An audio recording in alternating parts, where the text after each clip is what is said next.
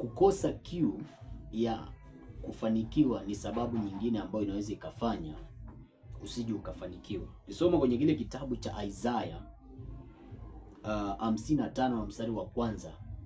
Maandiko yasema kwamba kila mwenye kiu na haje hanywe na akule. Mtaji wa kwanza kabla hujatafuta mitaji nyingine ambao Mungu anataka uwe nao ili upate vitu vya mbinguni ni uwe na kiu. Bwana Yesu asifiwe sana. Uwe na kiu ya kupata vitu kutoka kwa Mungu. Sijui kama naeleweka. Hiyo ni sababu nyingine ambayo inaweza ikafanya mtu asije akafanikiwa. Sababu nyingine ni mafundisho mabaya ama mafundisho mapotofu. Kwa mfano nataka tuchukue mstari mmoja katika kitabu cha Mathayo 19:23 mpaka 24. Maandiko yasema hivi, ni vingumu kwa matajiri kuingia ufalme wa mbinguni. Biblia inasema ni vingumu kwa tajiri kuingia katika ufalme wa mbinguni, lakini haijasema kwamba haiwezekani. Watu wengi ambao wameokoka na ni maskini wanajifariji na huu mstari, wanasema kwamba imeandikwa kwamba ni vingumu kwa tajiri kuingia katika ufalme wa mbinguni. Pamoja na kuwa ni vingumu, lakini Biblia haijasema kwamba haiwezekani. Ndio maana Yohana katika kitabu cha Ufunuo 20 mstari wa 11, maandiko yasema kwamba aliona wakubwa na wadogo wakiwa mbinguni. Kwa hivyo kati ya watu ambao watakuwa mbinguni, hata watu wakuu watakuwa mbinguni.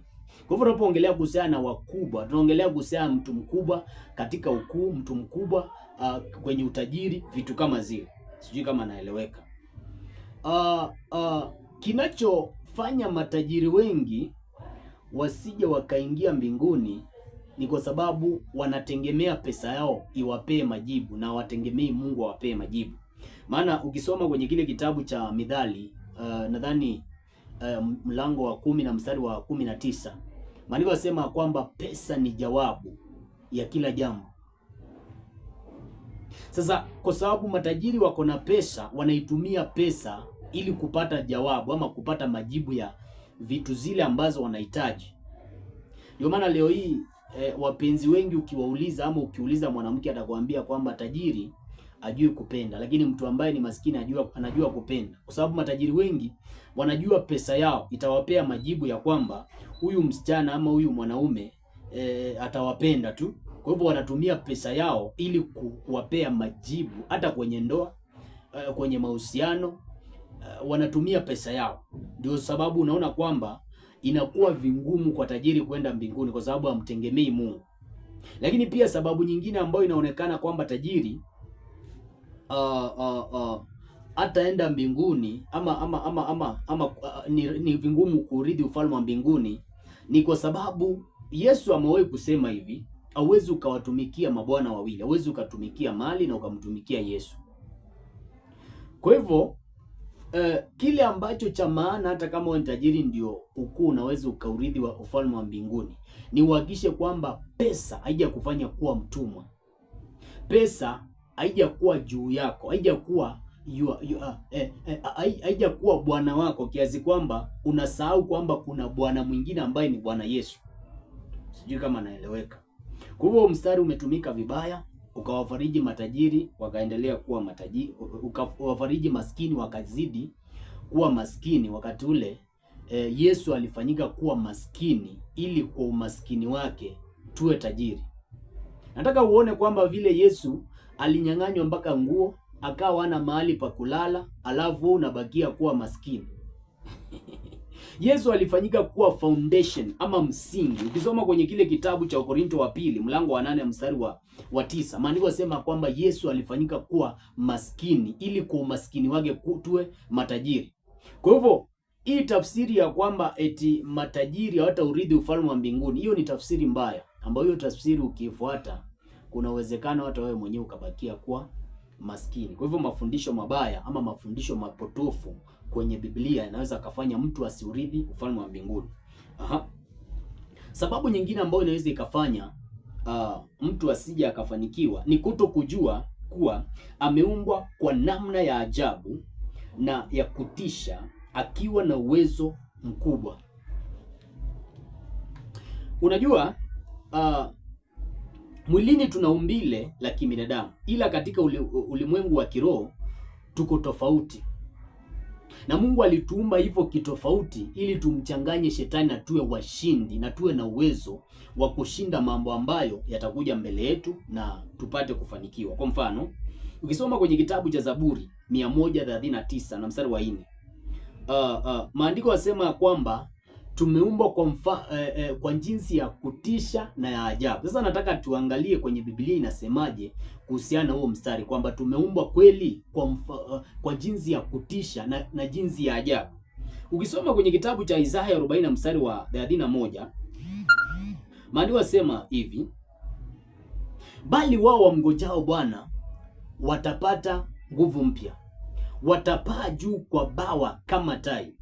Kumbe katika ulimwengu wa kiroho ama spiritual party ya mtu kuna watu ambao wako na mabawa, na hao ndio wale watu ambao ikifika ni wakati wa kupigana vita vya kiroho, hao watu wana uwezo wa kupigana na waganga ama wachawi ambao wanapaa kwa ungo, wachawi na waganga ambao wanatembea katika anga, wako na mabawa. Nadhani umewahi kuona katika Biblia kuna mtu alikuwa anaitwa Elijah alikuwa na uwezo wa kupotea tu ghafla akapaa katika anga. Kwa mfano, wakati ule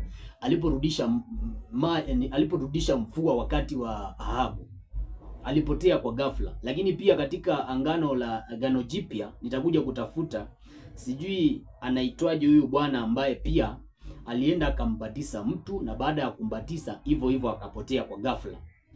Inamaanisha katika ulimwengu wa kiroho huyu mtu ameumbwa akiwa na mabawa. Maandiko anasema kwamba wamngojao Bwana watapaa juu kwa bawa kama tai. Kuna watu ambao in the spiritual realm wako na mabawa. Ndio maana maandiko yasema kwamba tumeumbwa kwa mfano, tumeumbwa kwa jinsi ya kutisha na ya ajabu. Lakini pia ukimuuliza Paulo katika kitabu cha Wakorinto wa pili mlango wa 5 na mstari wa 17, maandiko yasema bali wote Paulo anasema tumeumbwa, anatuita viumbe vya nini? Paulo anasema anatuita viumbe vipya.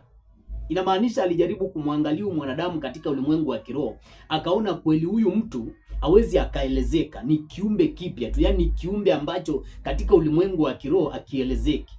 Kimwili ni wewe ni mwanadamu, lakini katika ulimwengu wa kiroho ni auelezeki kabisa. Lakini pia ukisoma maandiko yako vizuri utaona kwamba kuna maandiko yanasema kwamba uwafanya malaika zake kuwa upepo na watumishi wake kuwa mwali wa moto. Kuna watu ambao wanafanana moto, kwamba pepo hawezi akamkaribia huyu mtu hata kidogo, kwa maana in the spiritual realm anafanana nguzo la moto. Yesu asifiwe sana.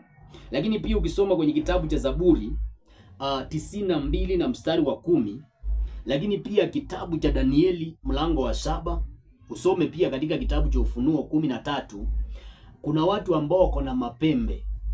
Ufunuo Yohana amewahi kueleza wafalme ambao alikuwa anaeleza wafalme kwamba kisha nikaona mnyama ambaye ako na pembe. Ile neno pembe inamaanisha mfalme. Kwa hivyo kuna watu ambao katika ulimwengu wa kiroho wako na pembe, yaani ukimwangalia huyu mtu sio ile namna ya kawaida ambao huyu mtu unaweza ukamuelezea kama mwanadamu wa kawaida. Bwana Yesu asifiwe sana. Lakini pia nikimalizia, sababu nyingine kwa nini watu hawajafanikiwa ni kwa sababu ya kutojua kusudi lako na kulifanyia kazi. Wana wa Israeli waliendelea kuzunguka katika mlima kwa sababu hawakuwa wanajua kusudi lao ni gani. Maandiko yasema kwamba Mungu akawaambia, mlipozunguka mlima huu vyatosha, endeni katika nchi ambao niliowatengenezea. Kwa hivyo kuna umuhimu wa kujua kusudi lako, na kujua kusudi haitoshi tu, lakini kuliendea hilo kusudi ambalo Mungu alikuumbia kulitekeleza hapa duniani kuna umuhimu kubwa sana. Nataka nimalize hiyo series ya ama hiyo section ya 4 nimalizie pale, na Mungu awabariki. Roho Mtakatifu wa Bwana wasaidie watu hawa, take over katika hii message ukapate kuimagnify na ikafikia watu wengi wakabarikiwa kwa jina la